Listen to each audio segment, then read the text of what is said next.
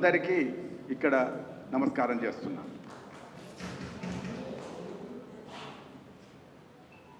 తెలంగాణ ఉద్యమం మొదలుపెట్టేటప్పుడు స్పష్టంగా ఒక మాట అనుకున్నాం, మళ్ళీ గుర్తు చేసుకుంటే గుర్తొస్తుంది. వలసాధిపత్యానికి వ్యతిరేకంగా అన్నం. కోస్తా ఆంధ్ర ఆధిపత్యానికంటే ముందు వాడిన మాట వలసాధిపత్యానికి వ్యతిరేకంగా.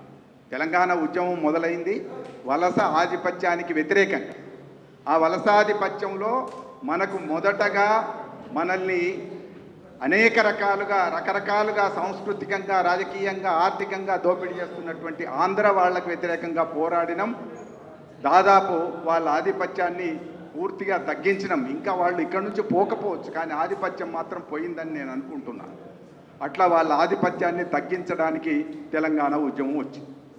అట్లా ఆ తర్వాత మళ్ళీ ఎవరైనా సరే వలస వచ్చినటువంటి వాళ్ళు ఇక్కడ పెత్తనం చేస్తే ఆ పెత్తనానికి వ్యతిరేకంగా, ఆధిపత్యానికి వ్యతిరేకంగా పోరాటం చేయడం అనేటువంటిది తెలంగాణ రక్తంలో జీర్ణించుకున్నటువంటి భావన. కాబట్టి తెలంగాణ చైతన్యం, తెలంగాణ ఉద్యమం ఎట్లా పుట్టింది అంటే ఎక్కడ పెత్తనం ఉన్నా దానికి వ్యతిరేకంగా కొట్లాడేటటువంటి ఒక ధిక్కార స్వభావం తెలంగాణ. ఇక్కడ మళ్ళీ స్థానికులు, స్థానికేతరులు అనే మాట కూడా వస్తున్నది. స్థానికులు, స్థానికేతరులు అన్నప్పుడు కూడా ఇక్కడ స్పష్టత ఉండాలి మనకు కూడా. మన కొట్లాట వైశ్యులతో కాదు. వైశ్యులు కూడా ఆధిపత్యం చేస్తే తప్పనిసరిగా కొట్లాట వస్తుంది. రెడ్లు కూడా ఆధిపత్యం చేస్తే తప్పనిసరిగా కొట్లాట వస్తుంది. బ్రాహ్మణులు కూడా ఆధిపత్యం చేస్తే కొట్లాట వస్తుంది. ఇక్కడ సహజీవనం చేస్తే, సమిష్టిగా జీవిస్తే, కలిసి బతికితే, కలిసి కష్టసుఖాలు పంచుకుంటే కొట్లాట లేదు. కానీ దోపిడీ చేయడం కోసం ప్రయత్నం చేస్తే ఎప్పుడైనా అక్కడి నుంచి తిరుగుబాటు వస్తుంది. అది తెలంగాణ రక్తంలో ఉన్నది అనేటువంటిది అనేక సార్లు నిరూపించింది, రేపు మళ్ళొకసారి నిరూపించబోతున్నది అని చెప్తున్నాను. మొదటి మాట. అందుకని మనం ఒక మాటను అర్థం చేసుకోవాలి. ఏమనంటే ఊర్లలో ఒక దొడ్డు లెక్క సామెత చెప్తారు. కౌరవులం పాండవులు ఆదర్శంగా పెట్టుకుంటే వాళ్ళ ఉదాహరణ చెప్తుంటారు. ఇది కౌరవులు పాండవులు, వాళ్ళు 100 మంది, వీళ్ళు 5గురు. కౌరవులకు పాండవులకు కొట్లాట వస్తే పాండవులు తక్కువ మంది ఉన్నారు కాబట్టి వాళ్ళ వైపు ఉంటాం. కానీ ఇంకెవడో వచ్చి మొత్తం మంది మీద అక్కడ ఉండేటటువంటి ఆ ఇద్దరి మీద దండెత్తడానికి వచ్చేస్తే మేము 100 మందివి కాదు, 5 మందివి కాదు, 105 మందిమి అని చెప్పి తెలంగాణలో చాలామంది చెప్పుకుంటున్నారు. అట్లా ఇంకెవడో వచ్చి ఇక్కడ పెత్తనం చేస్తే, వలస వచ్చినటువంటి వాళ్ళు పెత్తనం చేస్తే స్థానికులంతా ఒకటి. ఇక్కడ వైశ్యులు, రెడ్లు, బ్రాహ్మణులు అందరూ కూడా కలిసి పనిచేసినటువంటి వాళ్ళు. సబ్బండ కులాలు అనేక రకాలుగా, వెనుకబడినటువంటి కులాల దగ్గర నుంచి ముందుబడినటువంటి కులాల దాకా అందరం ఒకటే. అది అడ్డం పెట్టుకొని వెనుకబడిన కులాల మీద ముందుబడిన కులాలు వాళ్ళు ఆధిపత్యం చేస్తే అక్కడ కూడా తిరుగుబాటు చేసేటటువంటి పరిస్థితి ఉంటుంది అనేటువంటిది మనకు స్పష్టత ఉంటే ఎక్కడ ఇబ్బంది పడాల్సినటువంటి అవసరం లేదు. ఇది ఒకటి. రెండవది ఏమంటున్నానంటే, ఇన్ని రోజుల నుంచి మీరు ఎందుకు మాట్లాడలేదు, ఇప్పుడు మాట్లాడుతున్నారు అని ఒకటి ముందడి తీసుకొస్తున్నారు. మొన్నటిదాకా లేదా మార్వాడి వాళ్ళది. కొంతమంది మిత్రుల యొక్క లెక్క ప్రకారం ఇప్పుడే ఎందుకు మాట్లాడుతున్నామనంటే 2014 వరకు ఇక్కడికి వచ్చినటువంటి వీళ్ళు వలస వచ్చింది మొదట అని లెక్క పెడితే అది గోల్కొండ నవాబుల కాలంలో వచ్చిండ్రు అనేది నాకు చిన్న సమాచారం. అది నిజాం కాలంలో వచ్చిండ్రని కొందరు అంటున్నారు. నిజాం కాలంలో వచ్చిన, గోల్కొండ నవాబుల కాలంలో వచ్చిన దాదాపు 100 సంవత్సరాల చరిత్ర అనుకుంటే ఆ 100 సంవత్సరాల్లో ఇక్కడికి వచ్చినటువంటి మార్వాడీల సంఖ్య 1 లక్ష మాత్రమేనా. 90,000 నుంచి 1 లక్ష మాత్రమే వచ్చారు. 2014 నుంచి ఇవాళటి వరకు వచ్చినటువంటి మార్వాడీల సంఖ్య ఇంకా 7 లక్షలు కలిసి ఇవాళ 8 లక్షలు అయింది అనేటువంటిది లెక్క చెప్తున్నా. ఈ ఎందుకు మాట్లాడుతున్నామంటే 100 సంవత్సరాల నుంచి రానంత మంది ఇవాళ కేవలం 10 సంవత్సరాల్లో వచ్చారు కనుక ఇవాళ మార్వాడీల పెత్తనానికి వ్యతిరేకంగా తెలంగాణ మాట్లాడుతుంది. మాట్లాడుతుంది, తప్పకుండా మాట్లాడడం ఆ రక్తంలో కాబట్టి కాబట్టి మనకు అది కూడా స్పష్టత ఉండాలి. ఇవాళ ఎందుకు మాట్లాడుతున్నామంటే దానికి కారణం ఉంది. తెలంగాణ ఆంధ్ర ఉద్యమం డైవర్ట్ అవుతుంది అనేటువంటి ఆన్సర్ ఎప్పుడో ఉంటే ఉండొచ్చు, కానీ అది కాదు. కానీ ఇవాళ మిడతల దండుగా వచ్చి తెలంగాణ మీద పడి దోచుకుంటున్నారు, పీడిస్తున్నారు. కనుక స్పష్టంగా చెప్తున్నాం, ఒకసారి మీరు ఇక్కడికి వచ్చి మీ ఆధిపత్యం కోసం ఒక మిడతల్లాగా వచ్చి మీరు పడ్డప్పుడు ఒక తొలి దశలో మిడతల తండు మనం ఆంధ్ర వాళ్ళు వచ్చి ఇక్కడ సెటిల్ అయింది దాన్ని చెప్తాం.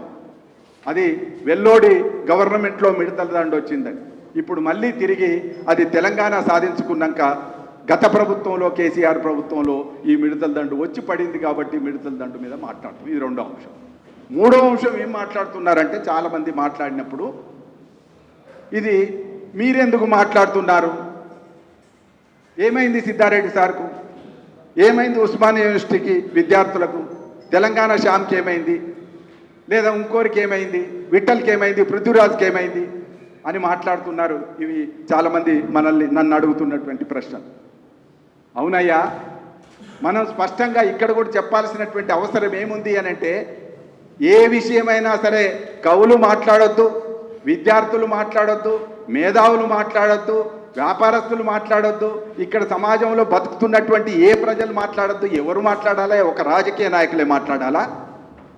రాజకీయ నాయకులు మాట్లాడినప్పుడు తప్పనిసరిగా వాళ్లలో ఉండేటటువంటి అధర్మాన్ని, అన్యాయాన్ని, అవినీతిని మాట్లాడగలిగేటటువంటి శక్తి ఇక్కడ ఉండే సబ్బండ వర్ణాలకు ఉంటుంది అనేటువంటి విషయాన్ని స్పష్టంగా ఇవాళ తప్పనిసరిగా విద్యార్థులు మాట్లాడతారు, తప్పనిసరిగా కళాకారులు పాటలు రాస్తారు. ఏమైంది రమేష్కు అంటారు. గోటేటి రమేష్ పాట ఎందుకు రాసిండు? ఇవాళ కిషోర్ రాసిండు, గోరేటి రమేష్ పాడిండు. కిషోర్ రాస్తాడు, గోరేటి రమేష్ పాడతాడు. అట్లాంటి కళాకారులు ఇంకా వందల మంది వస్తారు, వందల పాటలు వస్తాయి. ఎందుకు వస్తాయి అని అంటే దానికి కావలసినటువంటి నేపథ్యం వాళ్ళ ఉంది, మన చుట్టే ఏర్పడి ఉన్నది. ఒక పెత్తనం నడుస్తున్నది, ఒక ఆధిపత్యం నడుస్తున్నది, ఒక దోపిడీ నడుస్తున్నది, ఒక అణిచివేత నడుస్తున్నది. అది అదృశ్య రూపంలో లేదా అప్రత్యక్షంగా చెప్పుకునేటటువంటి రూపంలో ఉండకపోవచ్చు, కానీ అది మొన్న హింస లేదా మోండా మార్కెట్లో జరిగినటువంటి దాడి తర్వాత, ఆ గణేష్ అక్కడెక్కడో ఆ విగ్రహం దగ్గర జరిగినటువంటి దాడి తర్వాత ఎక్కడి నుంచి మొదలవుతుంది? మా షాపులో ఉండలేడు అనే దగ్గర కోపం పెట్టుకొని కొట్టిండ్రని చెప్తున్నారు వాళ్ళు. అంటే ఎక్కడి నుంచో లోపల పెట్టుకొని కొట్లాడేటటువంటి పరిస్థితి వాళ్ళకు ఉన్నది కనుక ఇవాళ తప్పనిసరిగా ఎక్కడో దగ్గర ఒక ఉద్యమం మొదలవుతుంది, ఆ ఉద్యమం ముందుకు సాగుతుంది. కాబట్టి ఈ విషయం కూడా స్పష్టంగా చెప్పాలి. గతంలో నేను హైదరాబాద్కి వచ్చినప్పుడు, మీలాగా చదువుకోవడానికి నేను హైదరాబాద్కి వచ్చినప్పుడు 76లో వచ్చాను. నేను ఉస్మానియా యూనివర్సిటీలో చేరినప్పుడు కోటిలో నాకు గుర్తున్నంత వరకు తుంగ సత్తయ్య బట్టల దుకాణం, నీలకంఠం నరసింహులు బట్టల దుకాణం, చక్కగా బట్టల దుకాణం అని రాసి ఉండేదండి. తెలుగు భాష బట్టల దుకాణం అని ఉండేది. నీలకంఠం నరసింహులు ఉండేది, తుంగ సత్తయ్య ఉండేది.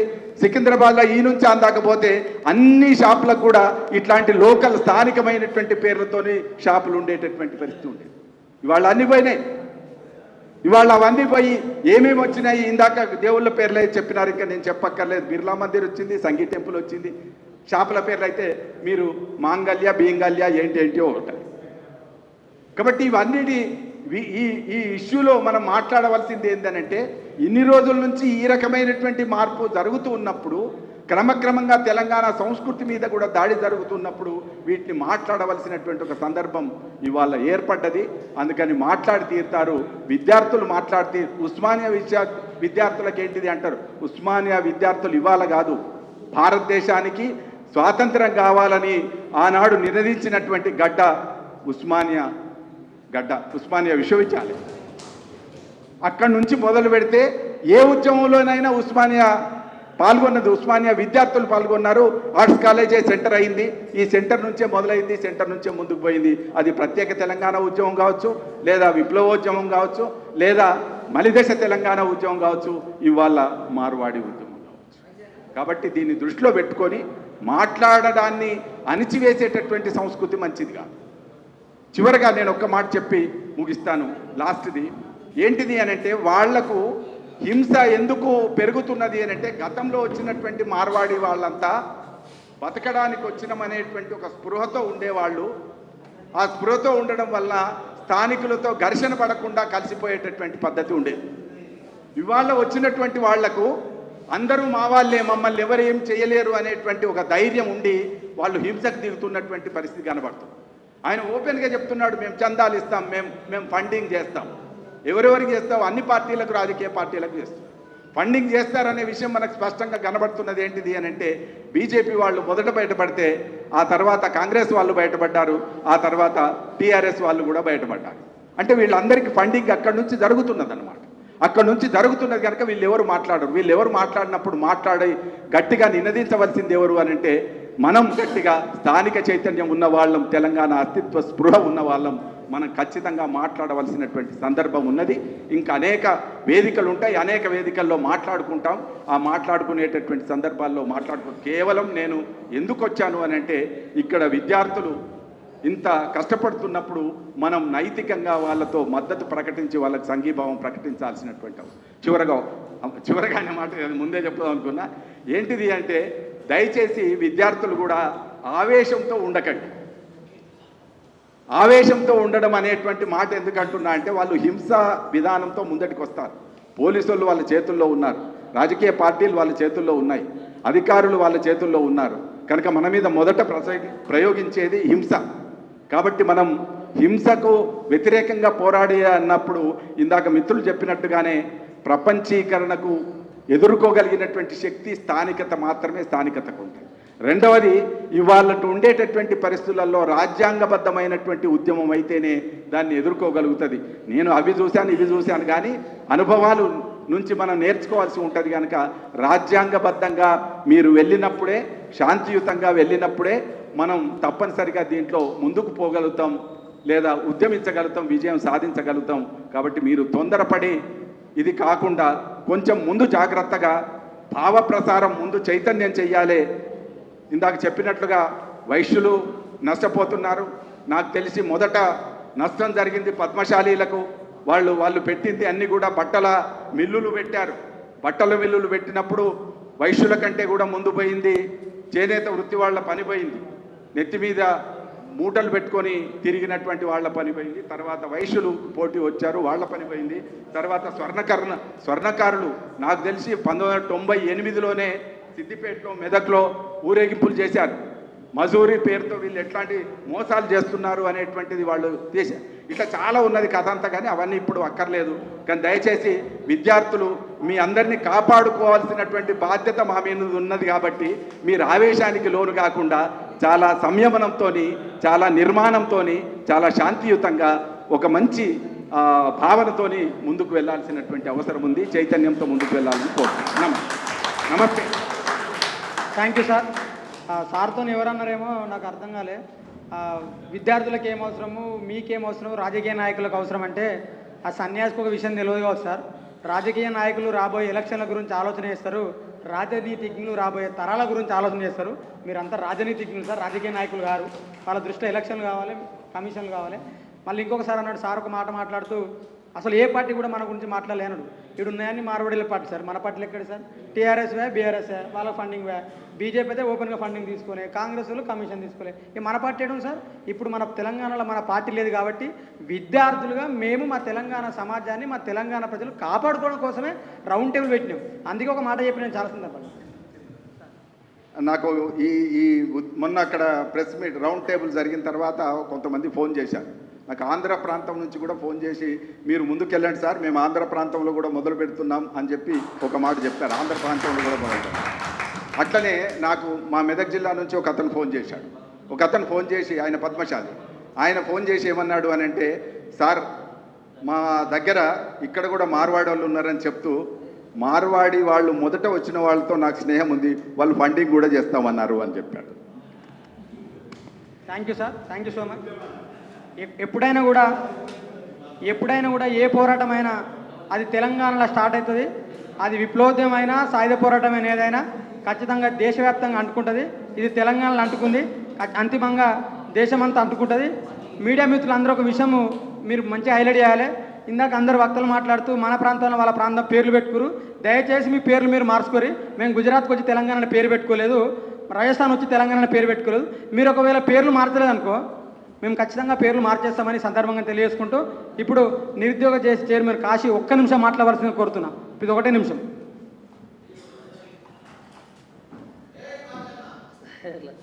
జై తెలంగాణ. ఈరోజు